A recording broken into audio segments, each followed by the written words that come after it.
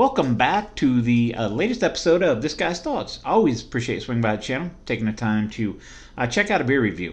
And this episode, I'm going to feature one out of Hands Brewing Company.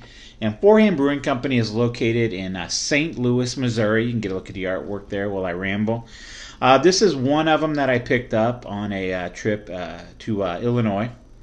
And this here is their Incarnation IPA, coming in at 7% alcohol by volume. And, I like the whole churchy vibe, stained glass. It's got the hops around the little whatever type of design that is there. Kind of catchy. It says Hands Brewing across the top of it there. Just a green trim around the top. Outside of that, not a whole else on the can, really. It does say St. Louis, Missouri, right there, 7%. Says please recycle on it.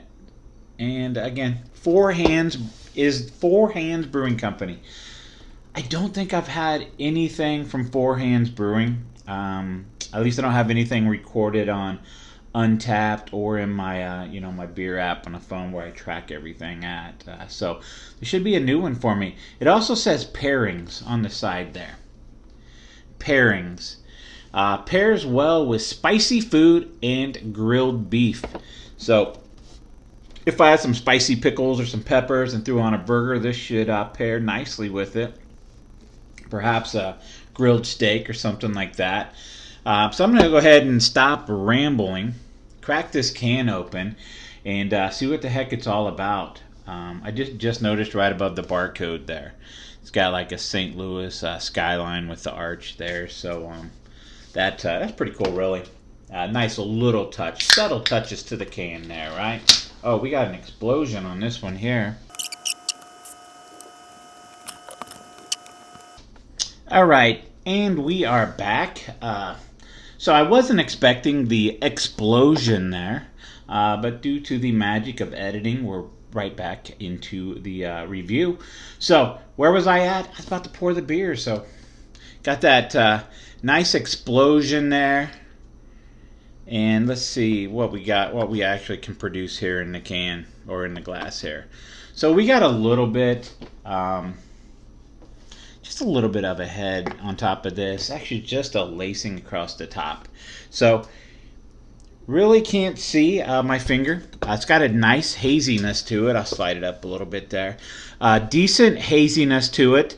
The glass was freshly cleaned and dried, so we do have a moderate amount of carbonation released still right in here where the glass kind of flares out. But with that massive explosion, there was definitely a carbonation buildup in there.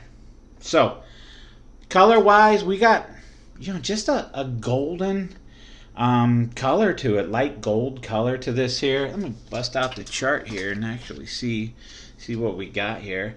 I'm gonna say a pale gold, a straw to a pale gold, somewhere right in that area is what we got on this thing. As far as the nose,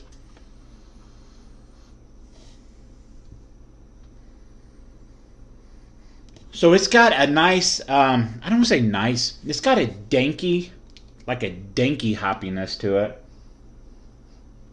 And I don't know what type of hops are used in this. Doesn't say anything on here. But we definitely got a danky, I don't want to say skunkiness, but more of a dank,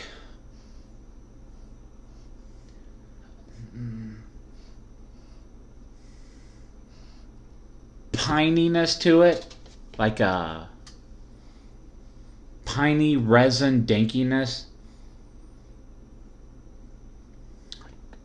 kind of a hybrid West Coast style aroma that I'm getting off of this. So no like real fruit, grapefruit, stone fruit, pineapple, any citrus or tropical type of notes, just a dank woodiness to it.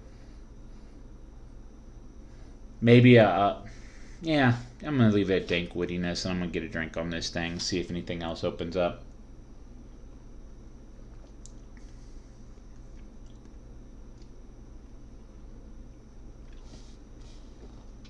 Okay. So very, very dank. The aroma carries over into the tasting notes.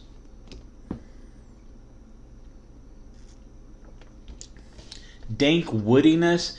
I kind of mentioned pine there, but it's, I don't want to say, it's kind of a burnt maltiness to it as well.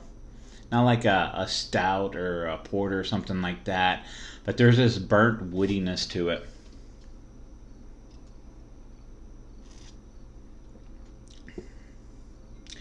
Definitely some West Coast hops or something going on in this thing. So, aside from that explosion, it does just got this odd metallic metal type of taste to it here. I just wonder how old this beer really is. I mean, it doesn't have a date on it. Some of the beers that I picked up from this particular market were very, very fresh. And then there was some in there that they were selling that was still like a year old.